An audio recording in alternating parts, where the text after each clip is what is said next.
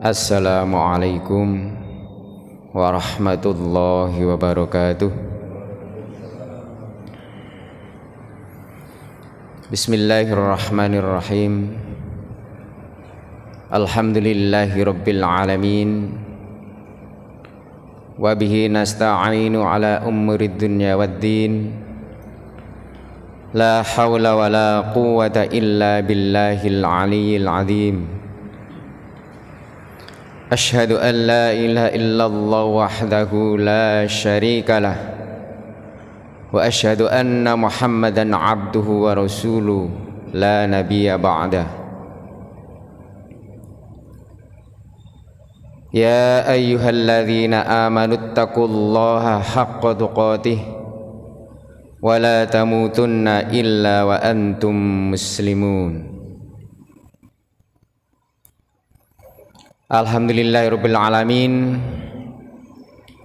Pagi hari ini kita telah dihidupkan kembali oleh Allah Subhanahu wa taala, yang pada malam tadi kita telah dimatikan. Kita sebagai umat Islam yang setiap saat berdoa bahwa pada saat berdoa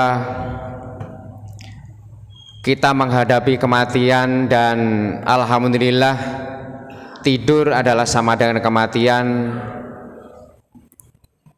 yang sekarang kita dihidupkan kembali untuk menjalankan aktivitas kita sebagai hamba Allah. Alhamdulillah pula hari ini kita telah menyelesaikan beberapa rangkaian ibadah. Mungkin dari malam tadi sholat isya, taraweh, ada tausiah, dan malam barangkali disambung dengan qiyamul lail yang lain, membaca Al-Quran atau tadarus Quran. Dan alhamdulillah pagi ini kita sudah menyelesaikan, yaitu ibadah sholat subuh. Semoga rangkaian ibadah itu semua akan dicatat oleh Allah Subhanahu wa taala sebagai amal ibadah dan dengan dibalas sesuai dengan yang kita lakukan, dan kita akan mendapat ampunan dan surganya. Amin. Hadirin jamaah Masjid Syuhada yang berbahagia, hari ini saya akan mengangkat sebuah topik, yaitu saya ambil dari sebuah hadis yang barangkali sudah populer, tapi kita harus selalu mengingatkan di antara kita, dan tidak bosan-bosannya kita juga saling mengingatkan, terutama pada diri kita sendiri. Dari Anas bin Malik radhiyallahu anhu, Nabi Muhammad sallallahu alaihi wasallam bersabda, "Thalathu da'awatin la turaddu, da'watul walid wa da'watus shaimi wa da'watul musafir." Ada 3 doa yang tidak tertolak. Di dalam redaksi lain ada dikatakan ya, bahwa doa ini terkabulkan. Yang pertama adalah doa orang tua terhadap anaknya. Yang kedua adalah doa orang yang sedang berpuasa. Sedangkan yang ketiga adalah doanya saat orang pada saat musafir. Hadirin yang dirahmati Allah, doa bagi umat Islam adalah merupakan senjata, tapi kita juga harus memahami, bahkan sering juga kita mengkaji di tempat ini, bahwa doa itu ada syarat-syarat untuk dikabulkannya doa.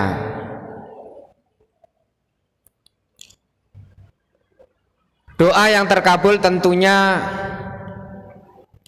harus memenuhi kriteria-kriteria yang kalau nggak salah beberapa pertemuan yang lalu telah dijelaskan, yaitu secara umum. Tapi di sini secara khusus kita akan mengangkat tema ini.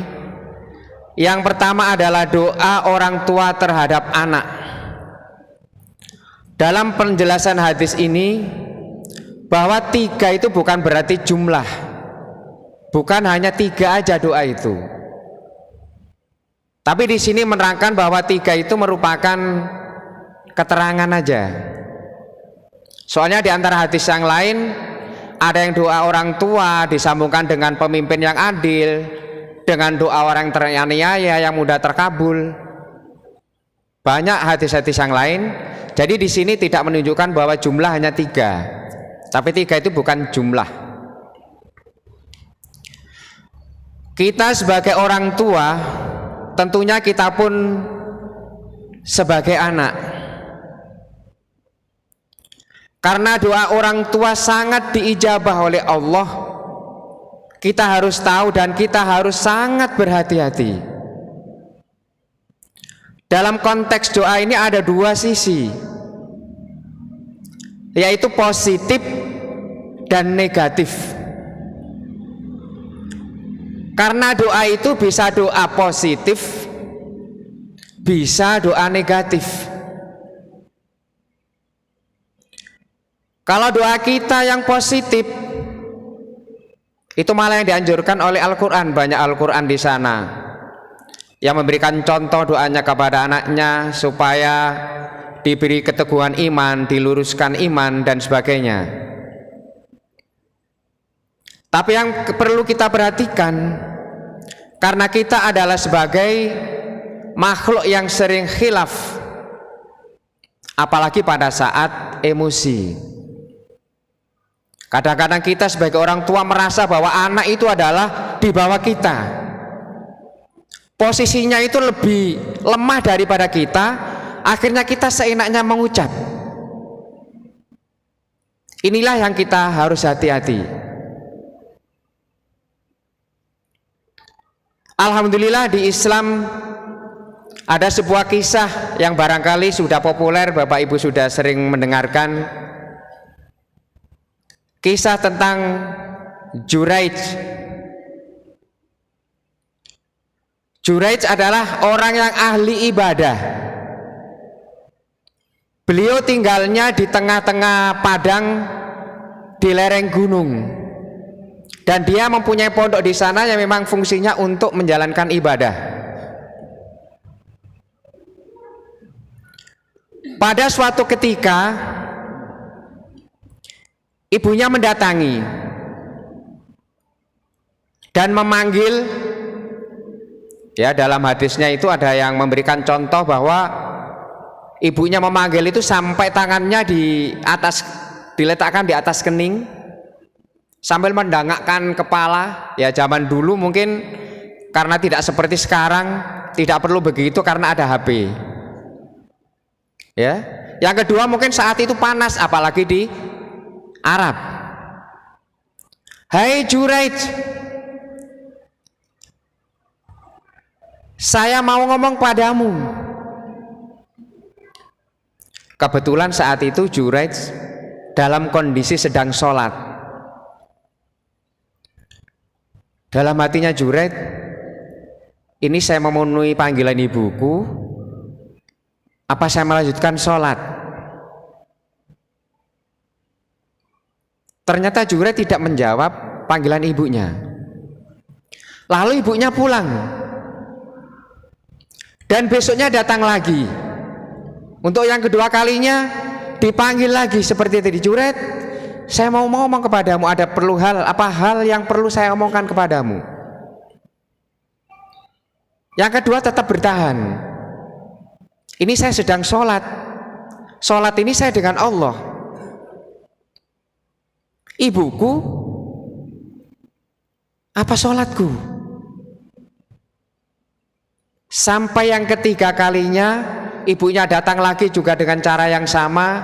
Ternyata ibunya tidak mendapatkan jawaban apapun.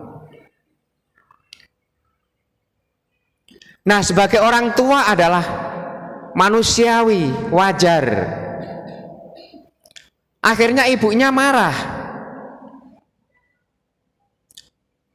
Ya, dalam riwayat itu disebutkan ibunya berdoa, "Ya Allah, janganlah matikan Juret sebelum kamu tunjukkan kepada orang-orang yang tunasusila atau ditontonkan di depan orang tunasusila." Saya membaca beberapa literatur, ternyata banyak macam-macam di situ, tapi intinya sama, redaksinya yang berbeda. Nah, cerita di balik itu, karena Juret ini adalah orang yang taat beribadah, ternyata dari kampung ini ada wanita penggoda.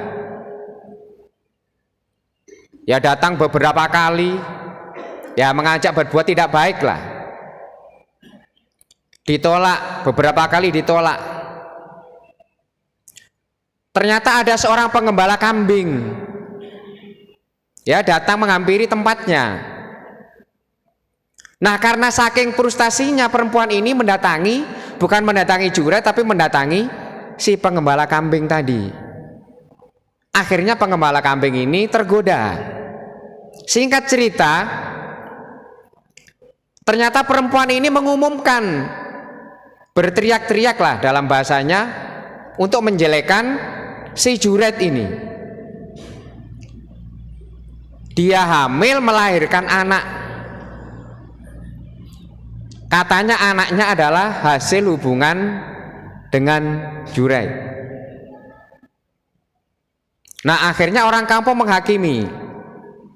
Pada saat itu ibaratnya mendatangi rumahnya, akhirnya rumahnya dirobohkan. Ya, sebelum dirobohkan, karena Juret juga dalam kondisi sholat, ditunggu dulu, setelah sholat habis itu dirobohkan. Tapi Juret tidak bergeming dan dia tetap senyum. Akhirnya dipertemukan. Siapa yang ngomong? Ini wanita ini. Ngomongnya seperti apa ya? Seperti tadi, bahwa ini adalah anak hasil dari hubungan dengan Juret. Mana anaknya? Ternyata anaknya di pangkuan ibunya. "Hai anak, siapa bapakmu?" Ternyata anak kecil ini, makanya dalam sebuah riwayat disebutkan bahwa bayi kecil yang bisa ngomong ya ini. Dia langsung ngomong, "Ayah saya adalah pengembala kambing." Sambil tersenyum, Juret ya bercerita kepada orang-orang, "Kenapa kamu malah tersenyum? Inilah doa yang diijabah oleh Allah, yaitu doa orang tua terhadap anaknya. Untung bapak ibunya tidak berdoa lebih keras lagi." Ini adalah pelajaran buat kita. Alhamdulillah di Islam itu, kalau kita ada masalah mesti ada solusinya. Dan itu terjadi sekian ratus tahun yang lalu, sekian ribu tahun yang lalu. Sekarang bisa kita ambil pelajaran. Kita barangkali kalau dengan anak kita yang barangkali tidak sesuai dengan inginan kita mungkin langsung aja memvonis. Bahkan saya sendiri, mohon maaf Bapak Ibu, kebetulan saya adalah dari pendidik, sudah belajar ilmu pendidikan, psikologi pendidikan, kadang-kadang masih aja kita tidak sadar bahwa itu tidak boleh kita lakukan. Ini pelajaran yang harus kita ambil manfaatnya, bahwa orang tua tidak boleh ngomong sembarangan terhadap anak. Yang kedua, doa yang sangat terkabul adalah wada'watus shaimi, yaitu doanya orang yang sedang siam. Baik itu siamnya adalah sunnah, apalagi Ramadan.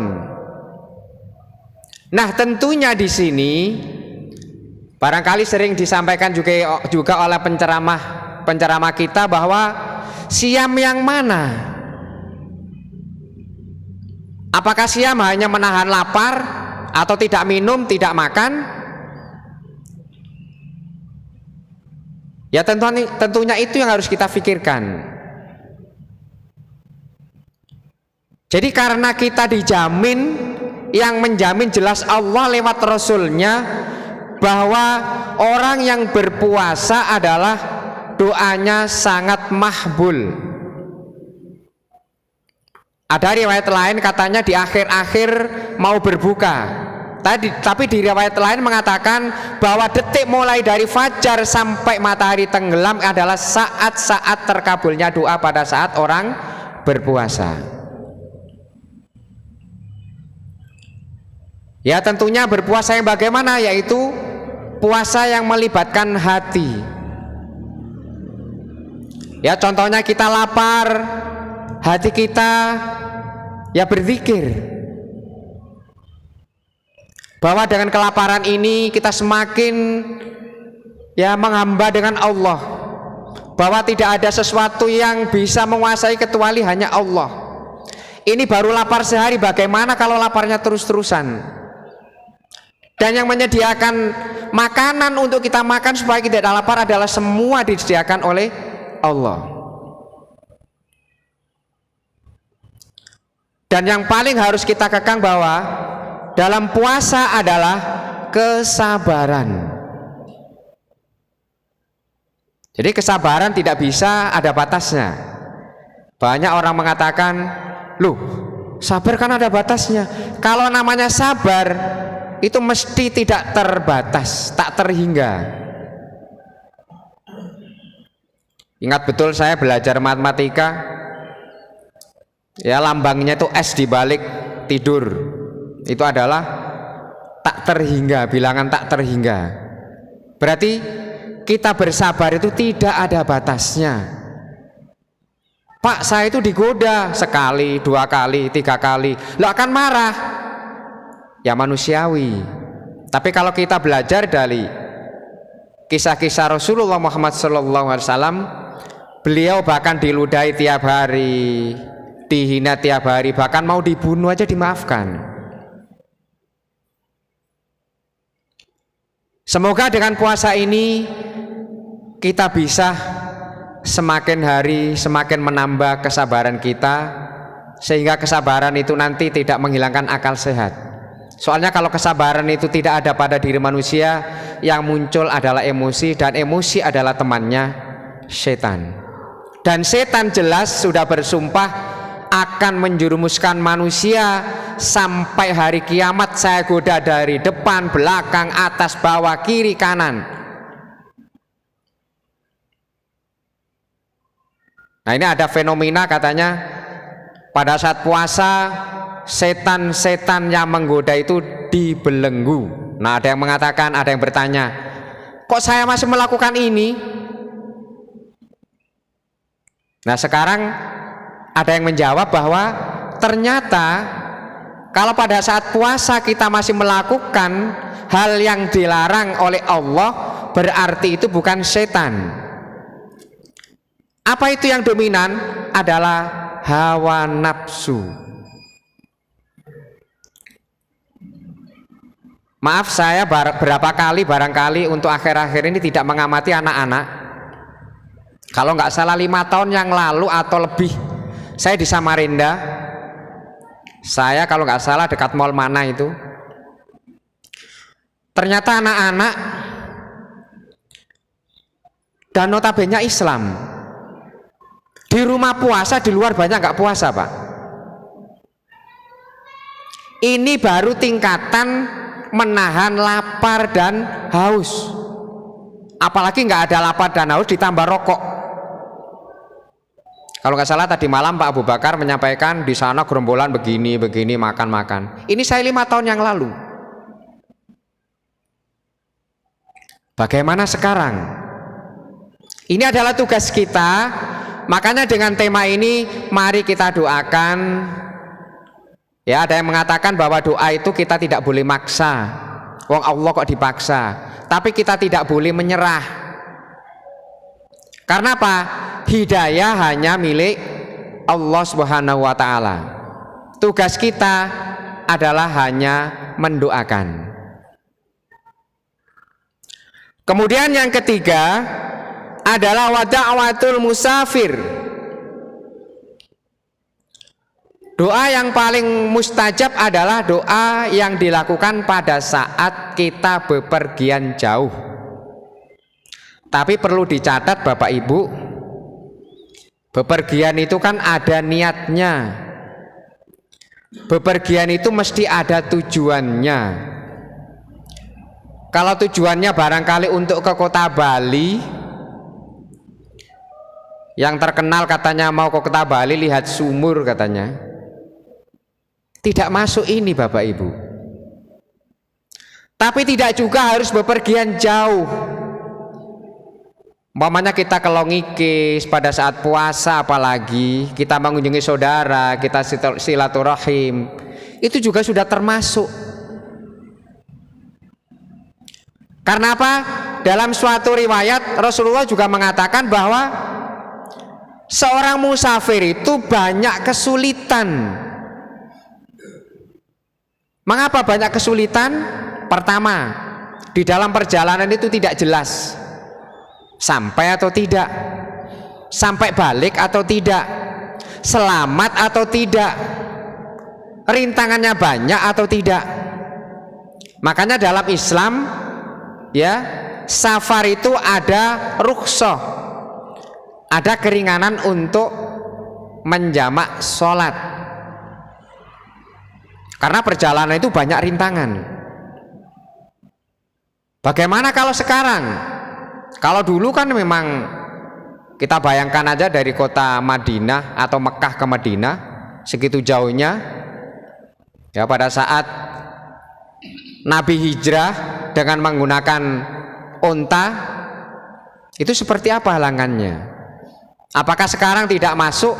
Ya tentunya tetap masuk. Kalau dulu godaannya adalah nyawa, keributan dan sebagainya, sekarang godaannya bukan itu Bapak Ibu. Tentunya banyak ke arah mata. Ya karena di luar itu banyak godaan, makanya siapa yang tahan godaan itu ya, dengan dia berpasrah diri kepada Allah sehingga dia berdoa dan doanya adalah mahbul.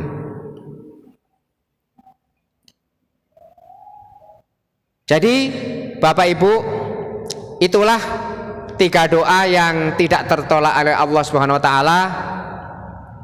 Semoga apa yang saya sampaikan pada pagi hari ini bisa mengingatkan kembali kepada kita, terutama kita sebagai orang tua, bahkan sekaligus kita kalau masih udah ada orang tua berarti kita masih bertindak sebagai anak ya.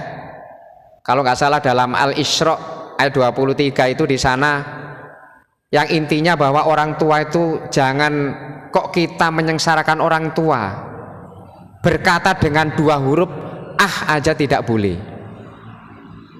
Untuk itu kita bertindak sebagai anak, kita bertindak sebagai orang tua. Semoga kita bisa mengendalikan diri. Dengan puasa ini semoga kita tetap bisa istiqomah.